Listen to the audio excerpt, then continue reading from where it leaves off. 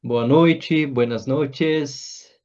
Bom, a gente teve aí o retiro com o Rinpoche esse final de semana, bastante focado no Dzogchen, né, os yogas do sono, yogas de clara luz. E hoje a gente dá sequência aí na leitura de Maravilhas da Mente Natural. Hoje, como a gente ficou um pouquinho sem se encontrar, eu vou dar um passo para trás para dar um passo para frente. A gente vai ler de volta uma parte da página 135 e depois a gente vai fazer a sequência. E a gente está na finalização da, da perspectiva da integração nos três tipos de praticantes, né? O praticante superior, o praticante inferior e o praticante médio.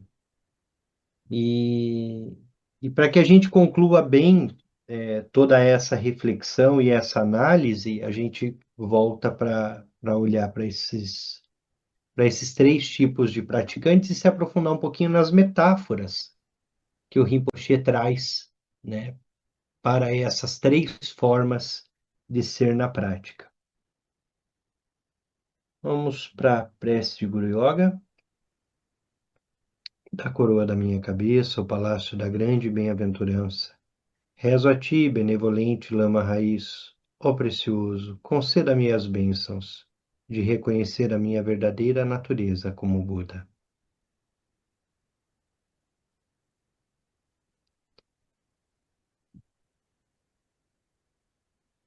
Nós estamos então na página 135, ali logo no penúltimo parágrafo, onde diz assim: existem três metáforas. Então, Rinpoche diz: existem três metáforas para as três maneiras diferentes de integrar ou liberar as paixões. No caso do praticante superior, a base da mente, Kunshi, é comparada a um oceano, e uma paixão que surge no espaço vazio da mente é comparada a um floco de neve caindo no oceano. A ideia é de que o floco, ao tocar a água, simplesmente se dissolve. Essa é a imagem, né? No praticante superior, tudo aquilo que surge é a própria base se manifestando. Então, imediatamente é reconhecido como a própria base. Então, surge e se dissolve. O floco de neve é da mesma natureza do oceano, assim como as emoções, as paixões, são da mesma natureza da mente. Exatamente como uma paixão é da mesma natureza vazia que a mente. O oceano dissolve e integra o floco de neve automaticamente, sem esforço. Assim como o praticante superior integra e libera, sem esforço, todas as manifestações dos movimentos da mente. Os pensamentos e as paixões surgem, permanecem e se autoliberam na base, Kunshi. Não há diferença para um praticante superior entre aquilo que surge e o espaço do surgimento. São emoções, paixões, a raiva, o apego, a sabedoria, tudo é da mesma natureza que a base. Então, assim como surge, se dissolve. Não há uma perspectiva dual. Então, há uma perspectiva de integração. O praticante superior, ele está o tempo todo na natureza da mente, o tempo todo nessa conexão. Então, tudo que surge é a própria mente. As emoções são a própria mente. A raiva é a própria mente. Tudo é expressão da base e não é diferente da base. Agora, essa é uma compreensão dada ou que somente os praticantes superiores conseguem ter. Um praticante inferior tem a atentividade, ele sempre tem que estar lembrando da natureza da mente. Um praticante médio é aquele que, ora, se conecta, consegue permanecer pós-prática formal na natureza, mas também, rapidamente, ele se perde nos pensamentos. Outro exemplo usado para essa autoliberação sem esforço, aquela ideia da serpente, uma serpente atada, dá um nó na serpente e joga ela no ar. Sem esforço, ela desfaz os próprios nós. Ela se desenrola, sem esforço, quando cai em direção ao chão. Esse exemplo foi atacado por um erudito Guilupa, que era crítico ao Dzogchen. Ele dizia que o exemplo era inadequado, porque a cobra atada e atirada ao ar não é a mesma cobra que desata os nós enquanto cai em direção à terra. Não é a mesma cobra no sentido de que a cobra não existe permanentemente, mas muda de um momento para o outro. Porém, contudo, no Dzogchen, não dizemos que o exemplo da cobra sugere que ela existe permanentemente, e sim que há uma continuidade de momentos de existência do eu. Por exemplo, se encomendamos um anel com um ourives, devemos pagá-lo quando ele entregar o anel. Mas estaremos pagando a pessoa errada? É o mesmo ourives que fez o anel? Ele não é o mesmo ourives, e sim a continuação daquele ourives. É o mesmo caso da continuidade da serpente. É importante reconhecer essa continuidade do eu para compreender a autoliberação. Essa perspectiva da continuidade do eu está diretamente relacionada à perspectiva da impermanência. Então, quando o Rinpoche diz, o ourives, para quem eu encomendei um anel hoje, daqui um mês eu volto para buscar esse anel, ele não é exatamente o mesmo. Por quê? Porque pela impermanência nós estamos mudando a todo tempo. Mas há algo que não muda, há algo que permanece. Então, ao mesmo tempo que não tem uma existência inerente, há um contínuo, há uma permanência, que é essa, e ele até chama isso aqui de Autoliberação. continuidade de momentos de existência do eu. Então, há um contínuo, né? Então, e aqui ele está tratando de uma divergência entre um Gelupa, que não tem o Dzogchen como prática principal, e um praticante bom, né, que aí tem o Dzogchen como prática principal. E os Gelupas estão dizendo, olha, se é impermanente, quando você diz que você atira uma cobra, faz um nó numa cobra e atira ela ao ar, não é a mesma cobra que você deu um nó, não é a mesma cobra que vai para o ar, não é a mesma cobra que se solta.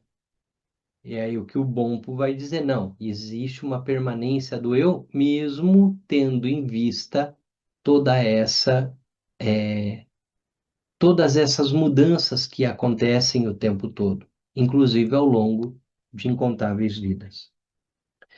No caso do praticante médio, o surgimento da paixão é comparado à neve que precisa de calor para derretê-la. O calor é o observador na neve que derrete a paixão. Portanto, é necessário algum esforço para a observação e reconhecimento da paixão quando ela surge e se dissolve. Há esforço envolvido. Não é suficiente apenas dizer isso é autoliberação, porque isso não funciona. É preciso fazer alguma coisa. Quando a gente está praticando shamatha chinês, no início, a gente é um praticante inferiorzão. Então, a atentividade tem que estar ali permanente. está olhando para o ponto, pode fazer técnicas de contar um, dois, e cada vez que a mente se perde, você volta para o um, no sentido de manter a mente focada. No praticante mediano, ele, depois de muita prática, ele consegue perceber a emoção surgindo, a raiva surgindo, o apego surgindo, mas para dissolver essa raiva, ele precisa olhar diretamente para ela. Para dissolver esse apego, ele precisa olhar diretamente para ele. Então, tem uma perspectiva dual entre praticante e sua raiva, praticante e seu apego.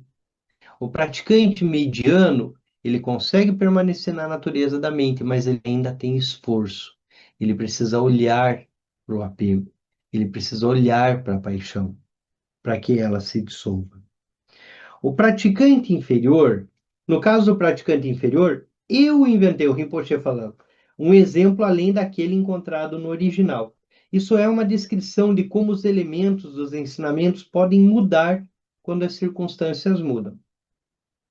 Nos parques de diversão e também nos cassinos nos Estados Unidos, existe um jogo que consiste em bater com um martelo nos alvos que aparecem na forma de cabeças.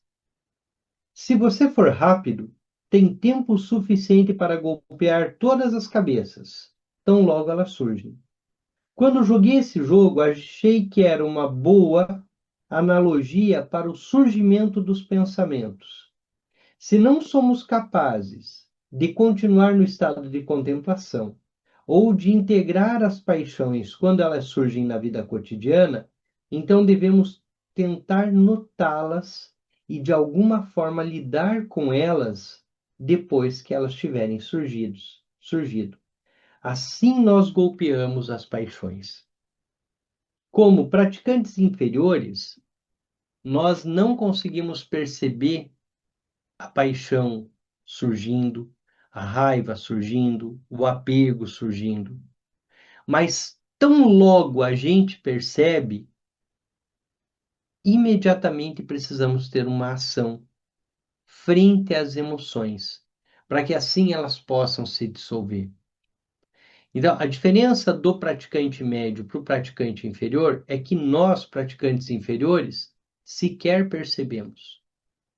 Quando nós damos conta, nós já fomos tomados pela paixão, pela emoção, pela raiva, ou como o Rinpoche chama a pessoa famosa, fomos tomados por ela. Ou melhor, pelo pensamento, pela ideia, pela forma pensamento que temos dela.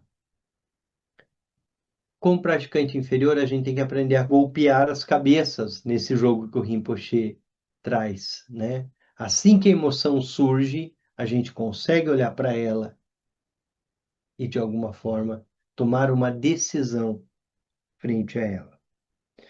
O exemplo mais tradicional do texto diz que devemos chegar a um acordo entre nós mesmos, nossos pensamentos e nossas paixões. Por exemplo, se surge uma paixão como a inveja, nós conversamos com a inveja e perguntamos: por que você está tão excitada? Não há necessidade de você surgir nesse estado excitado e me perturbar. Tentamos observar e nos comunicar com a paixão e mostrar-lhe que não há razão para surgir e nos perturbar. Dessa maneira, chegamos a um acordo com ela, conosco mesmos e com os pensamentos inúteis e desnecessários que perturbam a nossa vida e a nossa prática. Se somos capazes de integrar de maneira superior ou médio, não devemos consegui-lo ao entrar num acordo com nossos pensamentos, a fim de ter uma boa base como praticantes e também como seres humanos. Então, a terceira etapa, a ideia e a imagem das cabeças é uma imagem bastante interessante, porque é como quando nós estamos ali treinando chinês. Em menos de um minuto passam 45 pensamentos ao mesmo tempo e a gente precisa estar focando, voltando para a natureza da mente, para a base, né? Então, cada pensamento que surge é uma oportunidade para retornar para a natureza pura da mente, para retornar para o foco, para retornar para a atenção. Há quem diga que a prática e a meditação inicial é a atividade mental de voltar a mente para si. Então, surge o pensamento, volta a mente para si. Surge uma outra ideia, volta a mente para si.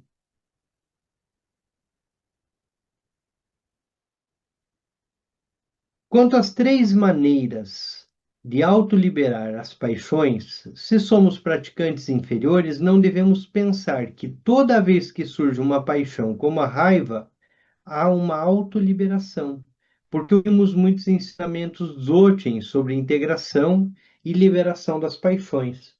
Porque nos consideramos praticantes Dzogchen, temos que encontrar e fazer uma prática precisa, adequada à nossa capacidade e situação, a fim de liberar e integrar as paixões. Caso contrário, estaremos simplesmente nos enganando. A gente corre o risco, e esse é talvez um dos principais riscos que correm um praticante Dzogchen. Porque, como praticante Dzogchen, a gente recebe muitas instruções da não dualidade, de que a raiva é perfeita e completa, de que as emoções são da mesma natureza da mente.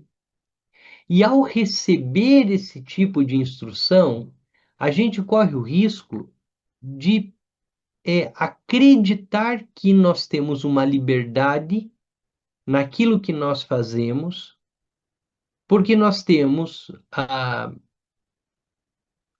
a impressão de estarmos mergulhados ou de estarmos experienciando a natureza puramente. Então há um risco para um praticante Dzogchen de que ele haja, de que ele tenha ações,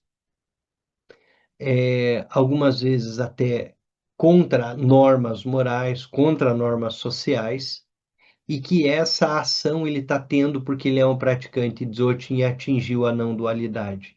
Quer dizer, sim, no estado não dual, tudo é puro, tudo é perfeito, e a flexibilização da mente passa por aí. Mas o fato de praticarmos o Dzogchen não nos dá um salvo-conduto para a gente fazer o que a gente quer. Então há um risco de nós nos enganarmos. E aqui o Rinpoche chama atenção, né? Temos que encontrar e fazer prática precisa, adequada à nossa capacidade e situação, a fim de liberar e integrar as paixões. Caso contrário, estaremos simplesmente nos enganando. Se as paixões não estão integradas, as ações antinomínicas do Dzogchen, elas podem estar dentro de uma outra esfera, que não a da prática, que não a da mente iluminada. Mas se a autoliberação não funciona para nós, isso não significa que ela não é válida. É válida para o praticante superior. Não funciona para nós porque ainda não desenvolvemos aquela capacidade, porque fazemos julgamentos dualísticos e estamos demasiadamente condicionados pelas circunstâncias. Por isso, nós não acabamos não integrando. E aí o Rinpoche vai trazer conselhos para a integração, né? Conselhos para essa atividade de integrar. É muito importante descobrir, através da autoobservação, Que nível de integração somos capazes de praticar e aplicar? Caso contrário, haverá uma discrepância entre os ensinamentos Dzogchen e as nossas aspirações como praticantes Dzogchen. Quando meu mestre, Lopon Tenzin Nadak, transmitiu o ensinamento sobre o Shanshonin Gyud, na Itália, em 1989, ele disse: o ensinamento Dzogchen, o ensinamento é Dzogchen, nós não somos Dzogchen. Ele estava falando sobre a discrepância entre a explicação do estado ou da base, dada nos ensinamentos, e a condição dualística em que vivemos, na nossa mente conceitual. Podemos ver facilmente essa discrepância, se essa discrepância existe, quando surge uma paixão como a raiva. Então, nós temos o ensinamento do Dzogchen. Nós estamos falando sobre a não dualidade, né, sobre a mente iluminada, sobre o estado natural da mente. O que Rinpoche está dizendo? Vamos para a vida prática. Né? Esses ensinamentos são sobre o Dzogchen, mas não necessariamente nós integramos e nos tornamos o Dzogchen. E ele diz, isso é importante você ver, para saber qual é o seu nível de praticante, como você lida com a raiva. Quando recebemos os ensinamentos, aprendemos sobre a integração e a autoliberação, mas muitas vezes não há nenhuma relação funcional entre o que nós aprendemos sobre as paixões nos ensinamentos e o que acontece dentro de nós quando surge uma paixão como a raiva. O que acontece em nós quando surge a raiva? Que basicamente o que o Rinpoche está dizendo é isso. Nós temos um ensinamento, nós temos, estudamos a compreensão intelectual, mas a raiva surge, o que a gente faz com ela?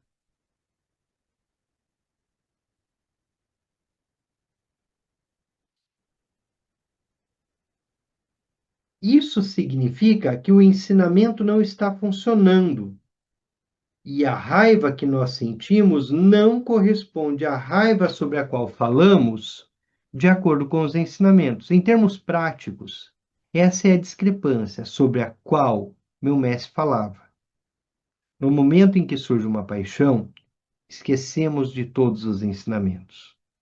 Para eliminar essa discrepância, quando tentamos aplicar a integração, é importante não seguir cegamente os que os textos nos dizem. É importante não seguir cegamente o que os textos nos dizem sobre a autoliberação, mas em vez disso, olhar primeiro para a nossa própria condição e determinar em que etapa da prática nós estamos, em qual nível nós estamos, qual nível nós estamos como praticantes, e a seguir aplicar a visão e a prática apropriadas. É como se estivéssemos doentes.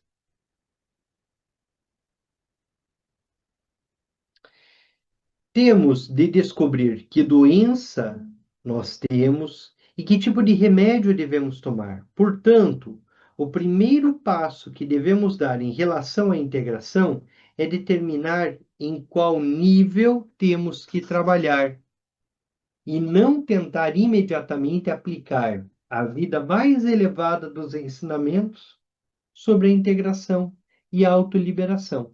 Caso contrário, surgirá a discrepância entre o ensinado e nossa capacidade de aplicá-lo à vida.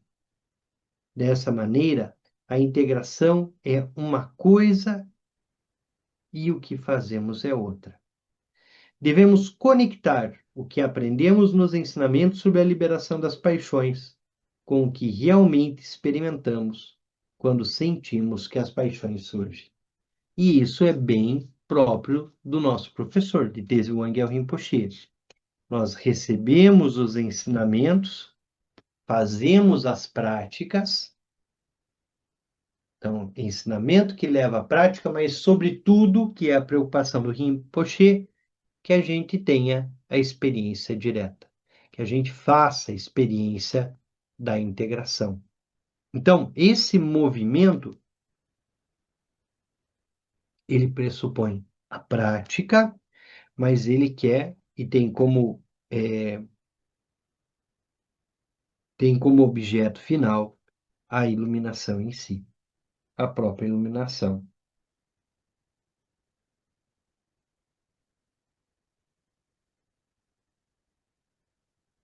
Dessa maneira, integração é uma coisa e o que fazemos é outra. Devemos conectar o que aprendemos nos ensinamentos sobre a liberação das paixões com o que realmente experimentamos quando sentimos a paixão que surge.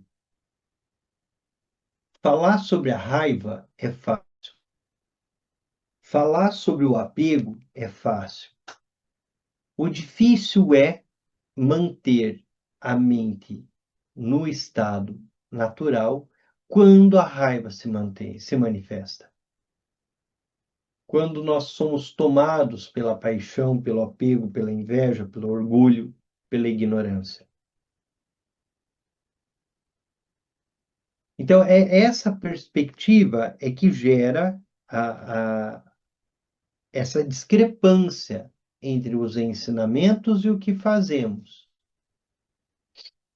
Esses dias eu fui com um amigo almoçar, eu estava em viagem, e aí numa cidade no interior do Rio Grande do Sul, tinha uma, tinha uma placa no restaurante, e essa placa dizia: Eu sei, em teoria, praticamente tudo.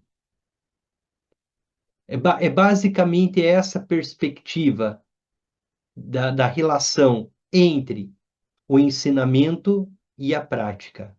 Nós corremos um sério risco de nos tornarmos experts em Dzogchen. Então a gente vai saber falar tudo sobre o Dzogchen, que a emoção, que quando a paixão surge, nós a integramos, nós dissolvemos, ou como um praticante superior, a raiva já surge autoliberada.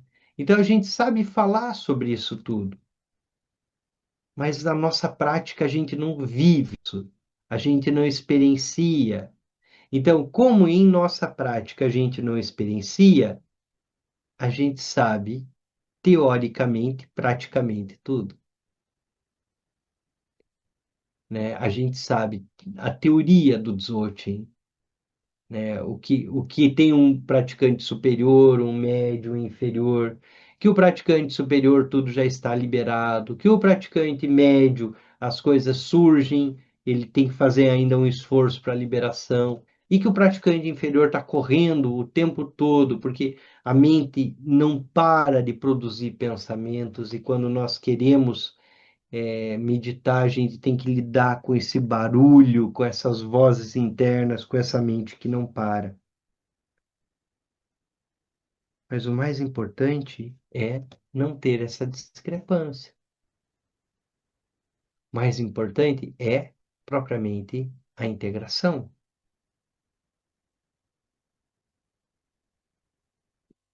O Anthony pediu para repetir o que estava escrito na placa. Na placa estava escrito: eu sei teoricamente praticamente tudo. Ou seja, em teoria, eu sei tudo.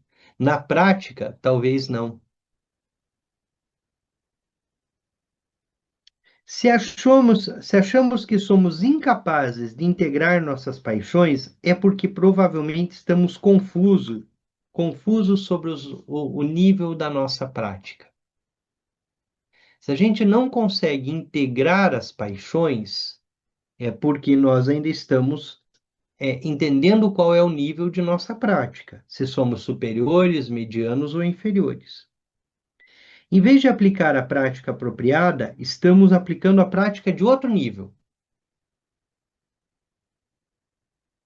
Ou assim, nós não estamos ainda nada realizados, estamos começando no Dzogchen e já estamos lá acreditando que liberamos a raiva, que liberamos as emoções, né? Agindo de forma desordenada. Em vez de aplicar a prática apropriada, estamos tentando aplicar prática superior. enquanto ainda estamos no nível inferior. Isso poderia nos fazer irromper ou até mesmo abandonar a prática dizendo: este ensinamento não funciona, quando na verdade não estamos aplicando da maneira correta. Na verdade, é melhor começar com a prática de nível mais baixo. A prática de nível mais baixo é a prática inferior. Quando nós precisamos ficar atentos a tudo que surge. Então, o que marca a prática inferior é aquela atentividade. Eu fico percebendo o pensamento, olhando para ele, a emoção que está surgindo, olhando para ela.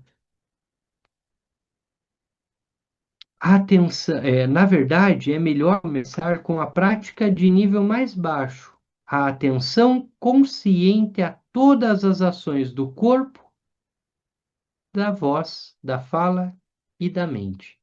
Às vezes conseguimos perceber como somente notamos as ações do nosso corpo depois de tê-las realizado. Isso no corpo. Nós descobrimos que nós conseguimos fazer algo depois que nós fizemos. Por exemplo, posso me levantar para sair da sala de prática e acidentalmente chutar alguém. Depois xingar outra pessoa por estar na minha frente e finalmente pensar mal de ambas, antes mesmo de sair pela porta. Eu realizei estas ações negativas do corpo, da fala e da mente. Quando eu fui sair da sala de prática, eu chutei alguém, eu xinguei e ainda fiquei pensando mal dessa pessoa. Quer dizer, uma ação negativa do corpo, da fala e da mente.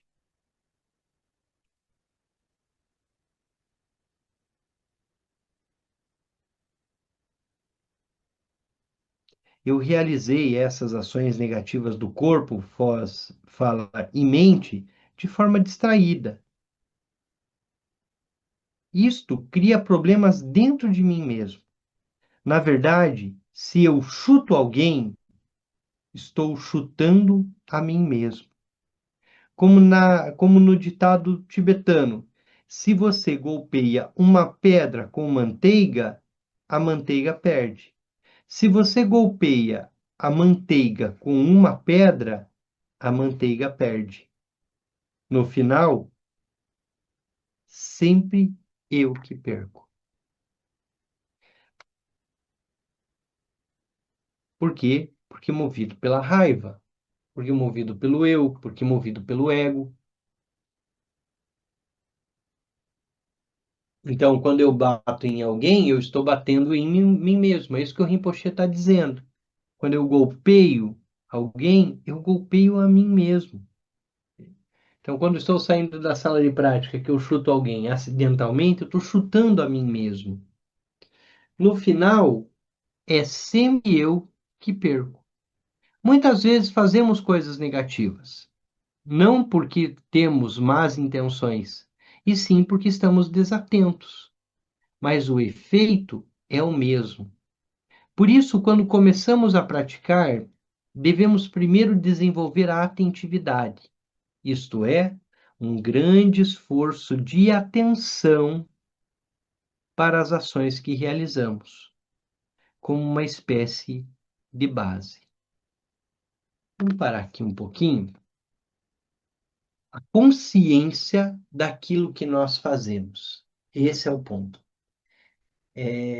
Tem um poema do Fernando Pessoa que é um pouco sobre isso, que é sobre o estar inteiro em tudo aquilo que se faz, né? E o que o Rinpoche está chamando a atenção é para essa inteireza de corpo, fala e mente. Então, isso é consciência. Isso é estar consciente daquilo que nós fazemos. É comum nas atividades do dia a dia que nós nos tornemos inconscientes naquilo que nós fazemos. Em poucos minutos nós estamos numa ação repetitiva, pensando numa terceira coisa enquanto fazemos qualquer coisa. Perdemos a consciência. Então, estar consciente daquilo que se faz, estar atento àquilo que se faz o tempo todo é Dzogchen, num nível inferior. Por quê? Porque é a atentividade. Então, eu estou o tempo todo percebendo o que está acontecendo e trazendo minha atenção para esses fenômenos, para essas ideias, para essas atividades.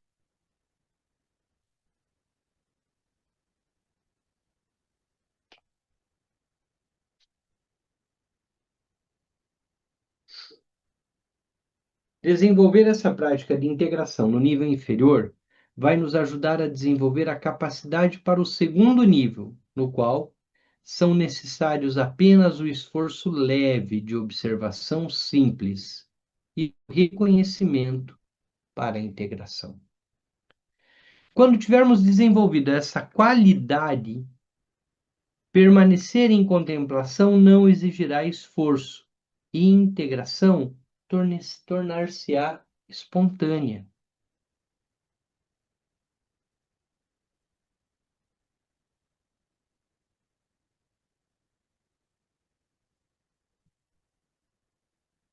Mas, se não tivermos conquistado a simples atentividade, estou certo de que manter a continuidade da consciência plena será muito difícil.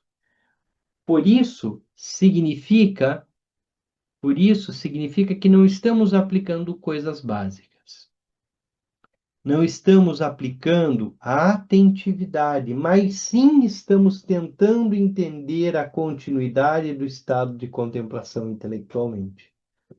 Muitas vezes passamos todo o tempo como praticantes tentando permanecer no estado de contemplação, sem primeiro tentar descobrir o que devemos fazer para realmente ter sucesso na prática.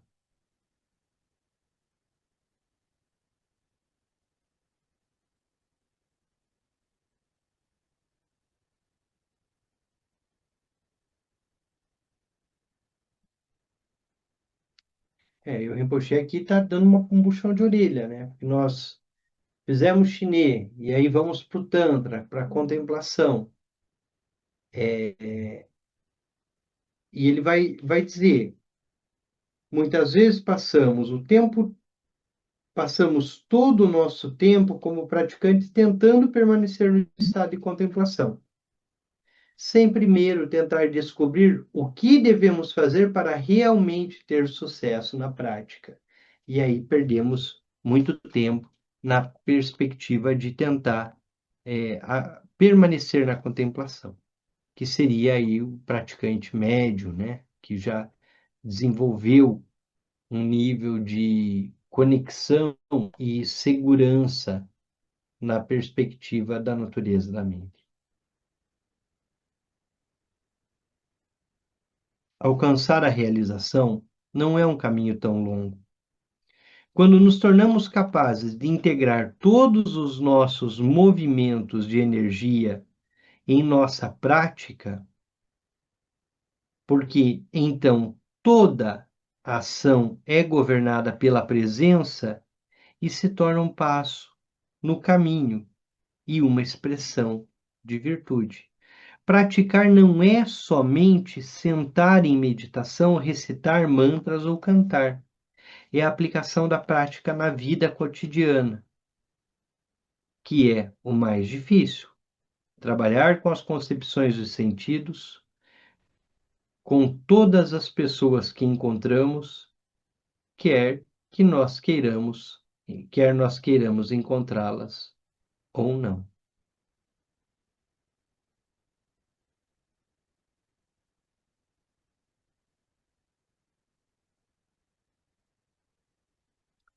Ele está chamando a atenção que a realização ela não se dá num sobrenatural, num outro espaço, né? Mas é no convívio com as pessoas, é no dia a dia, é no relacionamento.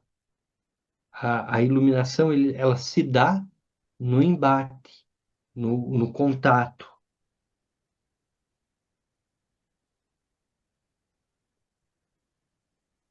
Muito bem. Alguém gostaria de usar a palavra?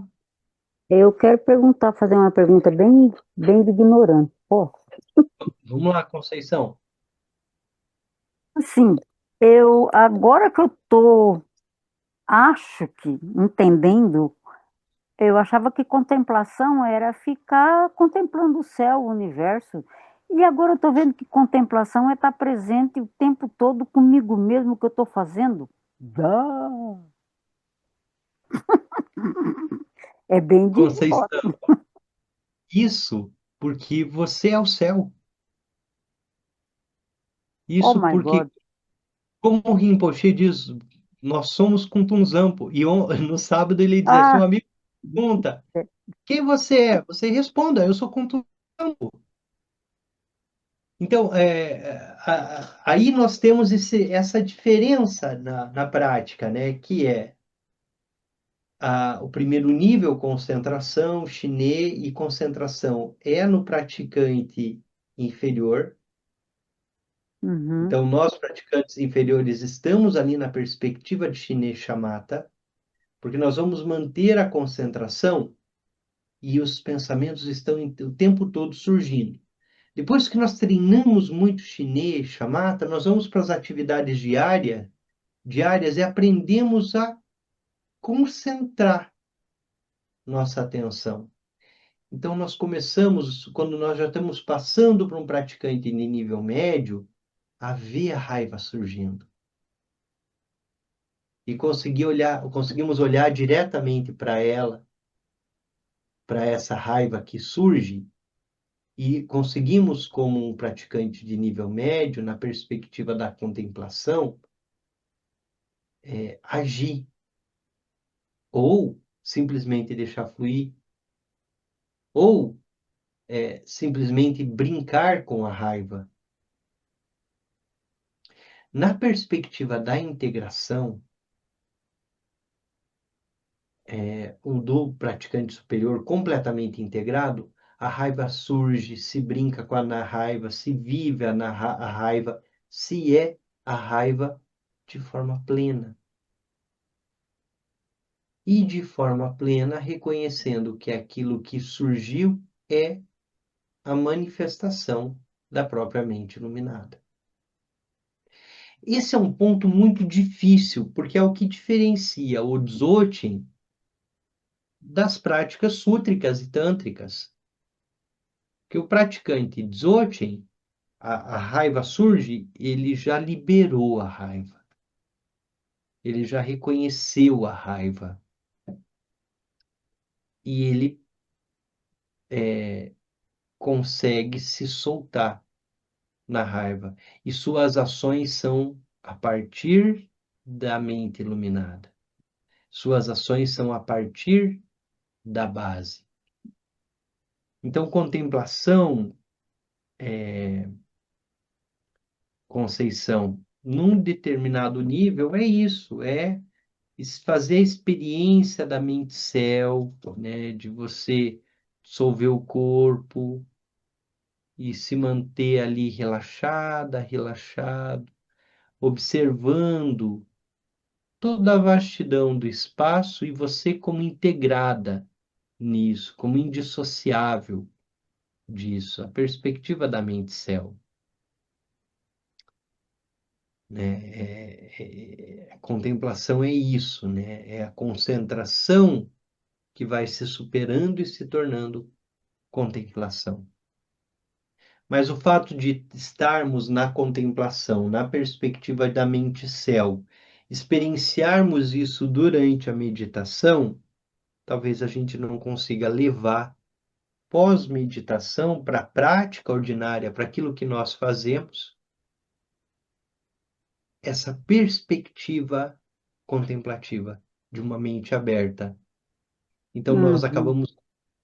nós acabamos distanciando disso. Então, um Buda, ele não é Buda porque ele medita. Ele não é um Buda porque há uma meditação. Um Buda simplesmente é. E tudo que ele faz é búdico. Tudo que ele faz é expressão da realização, é a expressão da natureza realizada, da iluminação em si. Então, quando os mestres dizem que há um momento em que nós precisamos também liberar a prática, se soltar a prática, é o momento exatamente em que, assim, um praticante superior, ele se tornou a prática. Então, não é mais ele que faz algo, ele pratica só uma coisa só. Ele é a mente iluminada, né? Ele não é diferente da iluminação em si. Ele é a própria iluminação. Então, um mestre realizado, ele é a expressão máxima disso, de alguém que se tornou prática e que tudo que ele faz é prática. E nós, às vezes, temos dificuldade com o Rinpoche, porque a gente entra para o retiro com o Rinpoche e a gente simplesmente, como praticante inferior, não entende por que que ele está falando de dormir, por que que ele está falando de comer, por que que ele está falando do relógio, por que que ele está falando do medidor, de do índice sono. glicêmico.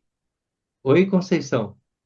Então, eu posso dar um exemplo que eu tô Pô, alinhando na minha cabeça? Assim, ó, acabei de vir do mercado e eu tenho um filho que de vez em quando ele vem aqui para trabalhar, né, aqui em Curitiba, e eu estava no mercado, comprei praticamente as coisas, que era meu caminho, né, as coisas que ele comprou aqui perto de casa no mercadinho que é mais caro, né.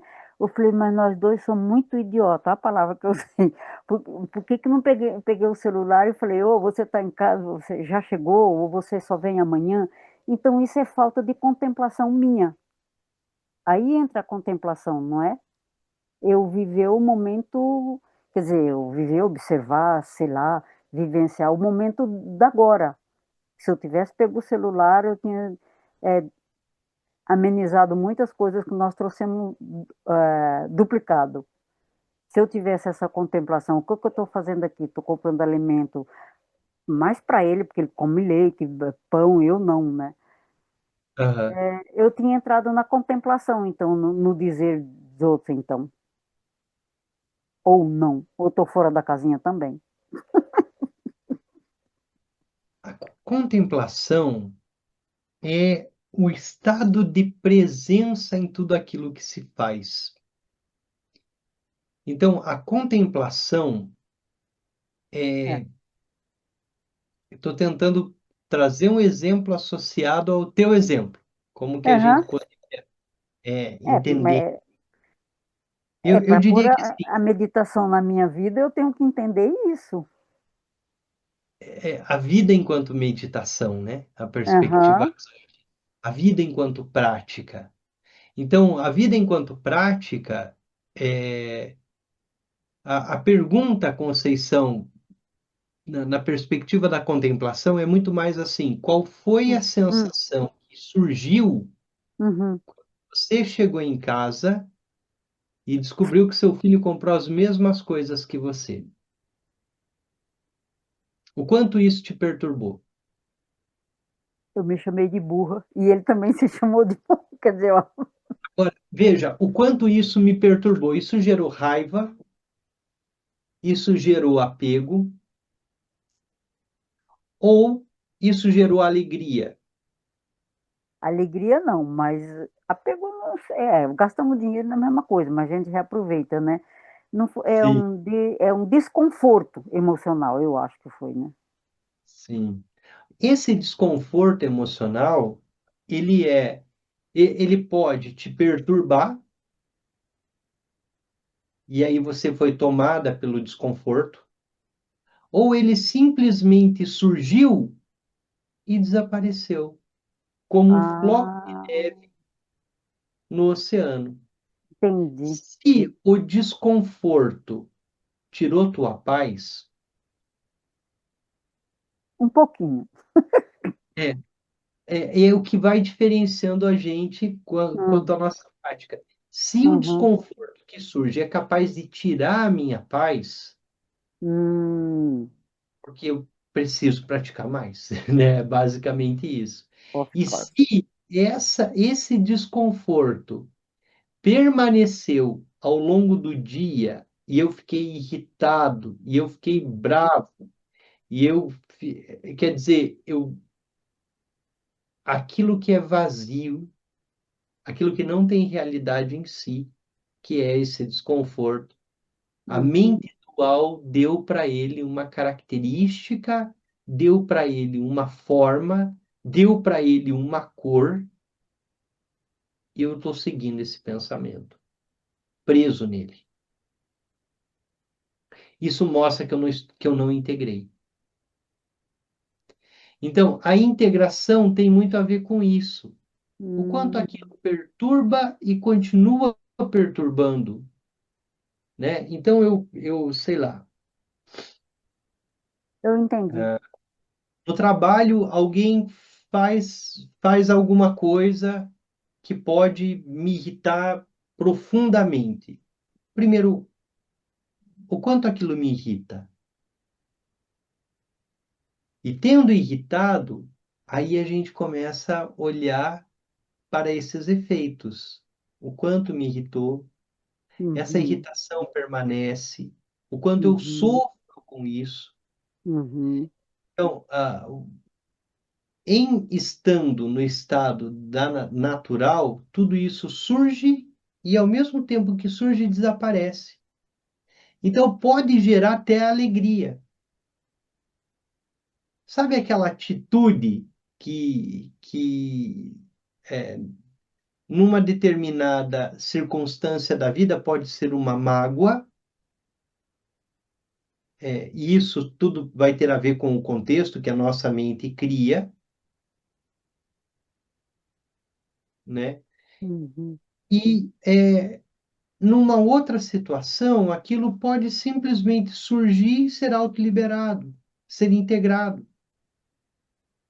Tudo isso vai ter a ver muito com como, enquanto praticantes, nós estamos nesses níveis, que a tradição acaba diferenciando em níveis de integração. Enquanto mais irritado, quanto mais apegado, quanto mais sofridas as coisas triviais são, mais a gente precisa praticar. E mais a gente precisa perceber que o que causa sofrimento não tem existência intrínseca. É uma criação nossa, é uma criação da minha mente. É verdade. Então, como esse sofrimento é uma criação da minha mente, ele pode ser uma expressão da base, ele sempre é uma expressão da base.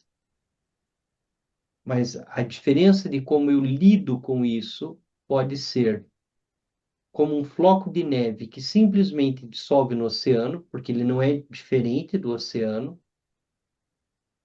Pode ser como um floco de neve que caiu bastante, acumulou.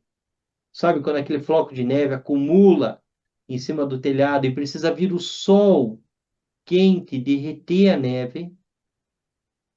E aí, quando eu olho para aquilo, eu consigo ir lidando com aquela situação e ela simplesmente se dissolve.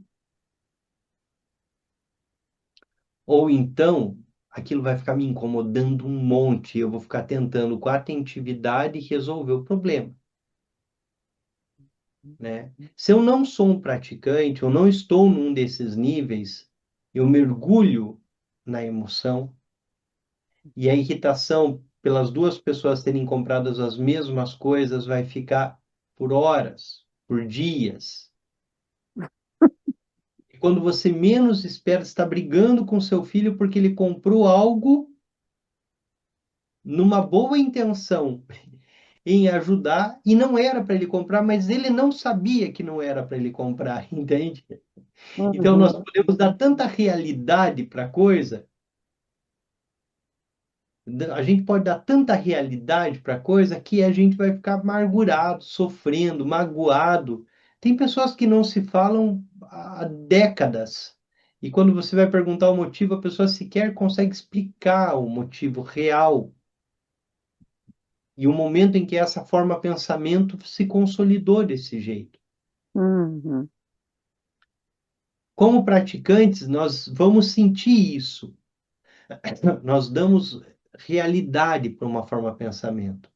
E o que que Rinpoche diz? É como num jogo que ele viu lá nos Estados Unidos, que você pega uma marreta e fica batendo naquilo que surge para tentar tirar da frente. A atentividade é isso. O pensamento surge, eu volto para o ponto de concentração. Eu estou dando uma retada no sentido de voltar para o ponto de concentração.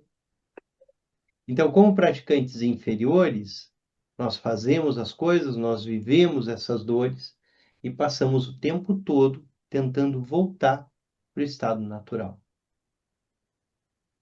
Então, a marretada, agora eu vou para outro ponto. A marretada é sempre estar voltando, sempre estar voltando.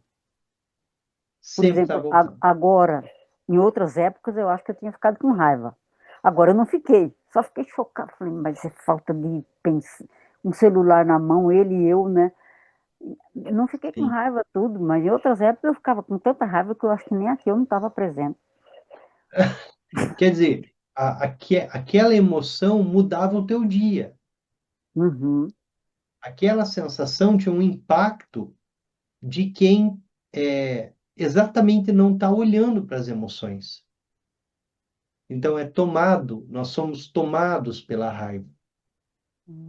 E na prática inferior, como o shamatha, chinê, em que nós estamos ali o tempo todo e cada cabecinha que pensamento surge, a gente aham, evita, volta a atenção, quer dizer, nós já estamos criando essa atentividade.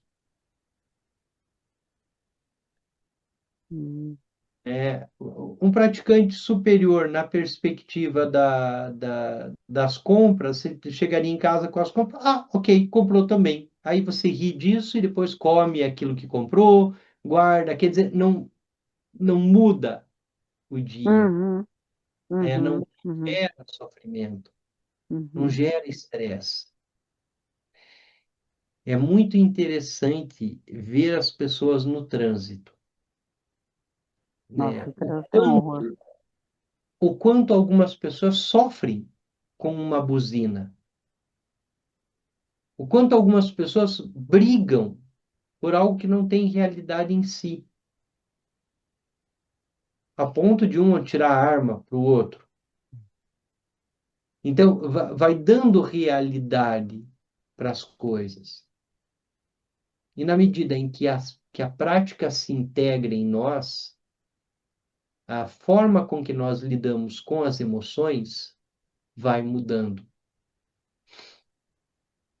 Tem um conto tradicional do budismo que estão dois monges com votos celibatários e os votos monásticos não permitem que os monges dancem.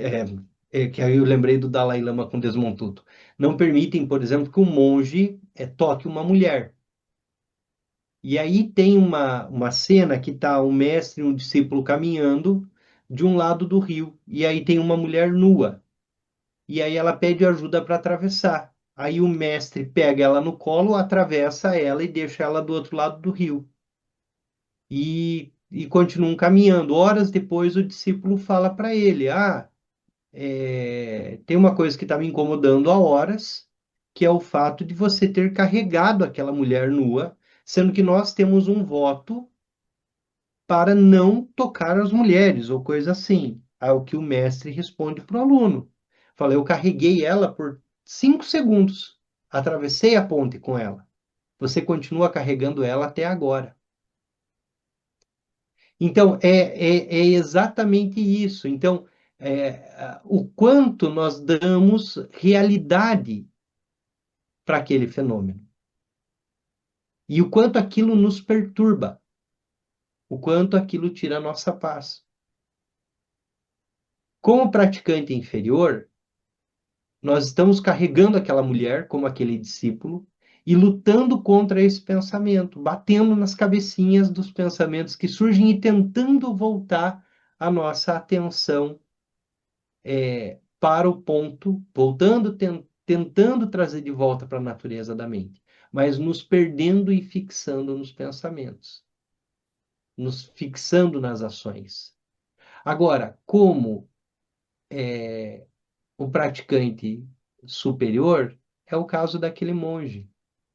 Se ele precisa pegar a mulher nua no colo, ele vai pegar a mulher nua no colo, ele vai atravessar o rio e a vida está seguindo e não tem e assim como veio, foi liberado na natureza pura da mente. Percebem a diferença? Então é basicamente é como nós lidamos com tudo que surge que vai diferenciando e trazendo essas oportunidades de prática. E o que o Rinpoche diz é muito importante a gente saber onde a gente está. Qual é o nosso nível de prática? Porque se nós somos um praticante do nível inferior, se a gente acreditar que a gente já está autoliberado e começar a ter ações antinomínicas do Dzogchen, na perspectiva do sabor único, a gente pode estar fazendo tudo errado, porque a gente está no lugar errado. Nós ainda não estamos como praticante superior. Se nós somos praticantes inferiores e nós carregamos a mulher nua o tempo todo, em todas as coisas que surgem, em todos os fenômenos, em tudo aquilo que nós fazemos, não adianta a gente acreditar que nós estamos num nível de contemplação de um praticante médio que consegue com muita facilidade dissolver as emoções. Então é importante, e aí o Rinpoche diz, há um risco no Dzogchen de um praticante inferior acreditar que ele se tornou um mestre e é um praticante superior. Então, há muitas coisas perigosíssimas nesses níveis de prática. Por quê? Porque há uma necessidade de, é, de termos desenvolvido a flexibilidade da mente que é dita desde do início dos estudos. Porque é pela flexibilidade da mente que nós conseguimos não sofrer tanto por aquilo que surge, que não tem realidade em si, mas que nós acabamos nos apegando e acabamos nos perdendo. Mais alguém? Obrigado, Primeiro, Conceição. obrigado eu. Nossa Senhora, foi um esclarecimento maravilhoso. Muito, muito, muito, muito obrigado. Obrigado. Nossa Senhora, foi divino. Obrigado, Denis. Nossa, agora eu entendi. É o que a gente carrega, né? Não é praticamente a ação em si, mas o que nós carregamos, né? É porque a ação, normalmente, ela é muito pequena. Aquilo que nos magoa, e o Rinpoche chama muita atenção, a pessoa famosa fez alguma coisa, a gente gera uma mágoa para a vida inteira, e É, carrega, sofre por aquilo, e tem problema de estômago por conta daquilo. Como praticante inferior, a gente vai ficar o tempo todo tentando evitar. E na medida em que nós treinamos chinês, em concentração, mais fácil vai ficando de deixar que essas coisas se liberem. Mais maravilha. alguém? Muito obrigado, Deno. Muito, muito obrigado. Obrigado. Oi, Denis. Deixa eu abrir aqui. Oi, oi, Rosângela. Tudo bem? Tudo Eu só bom? queria voltar um pouquinho, porque eu não sei se foi intencional, eu estou com o texto na mão e você pulou uma frase. Hum, E no finalzinho, que eu achei muito importante. qual é a Oh, frase? deixa eu Ó, fechar o meu. finalzinho aqui, ó, é a aplicação da prática na vida cotidiana, que é o mais importante, trabalhar com a nossa energia em todas as situações de vida. Então, essa frase você pulou, que eu acho Ah, que é eu um. acho que eu parei antes ou pulei. Pulei, Não não foi sei. intencional. Você, Não foi, né? Você falou direto, trabalhar com todas as pessoas que encontramos. trabalhar com as percepções dos sentidos, com todas as pessoas que encontramos, quer nós queiramos ou não, né? Mas eu Sim. acho que o foco do Rinpoche é muito na energia, né? Porque a gente tem os Tsalungs, tem como ele dá muitas dicas direto da gente lidar com a energia, e eu acho que isso é muito importante na nossa linhagem, né? O Tsal, né? A energia é Isso, de extremamente. perceber a nossa energia em todas as situações de vida, com as pessoas, isso que a Conceição estava falando tem a ver com a energia também, né? Tem a ver com Como ela energia. sentiu. É a energia que vai dar a raiva, a decepção, parte desse ponto, assim, né? Eu só queria lembrar desse ponto que passou em branco, tá bom? E a gente vai ter um capítulo todinho sobre energia, que é o capítulo 12 do livro, né? É um ponto de estudo, essa perspectiva da energia, né? O Tsal. Essa, é, e é essa energia que, de alguma forma, faz com que a gente reaja das formas com que a gente reage frente a tudo que surge, né? E a gente vai ter aqui um espaço bem importante sobre a energia, porque a energia é esse movimento daquilo que vem da base, né, daquilo que surge, daquilo que aparece. Então, a gente vai discutir bastante esse elemento, né? Ter um pedaço inteiro para a gente falar agora na frente. Obrigado, Rosângela. Mais alguém?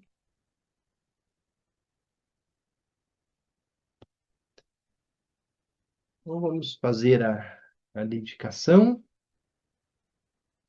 Ontem, agora no final de semana, durante o retiro, o Rinpoche pediu que a gente voltasse com o grupo do Yogas do Sonho e do Sono, pediu que a gente mantivesse a prática.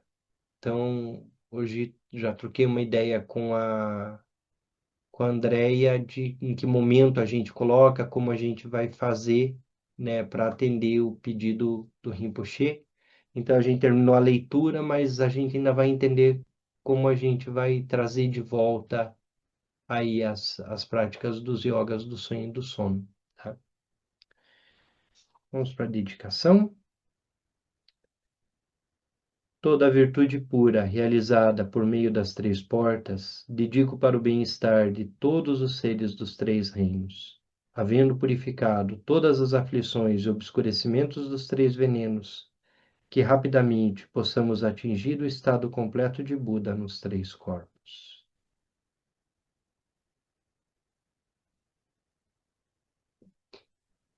Boa noite, muito obrigado Obrigado, nós.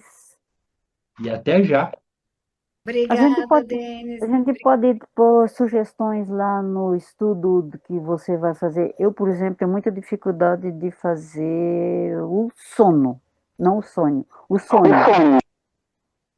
O sonho ou o sono? Sonho. Eu tenho uma dificuldade Sonho. incrível. Tá bom. Aí a gente vai vendo ali com o André como a gente organiza. E aí depois a gente pode até colher horários, dias e interesse das práticas. Ai, que ótimo. Obrigada. Nada, perfeito. Boa noite, Obrigada. gente. Boa noite. Boa Boa noite.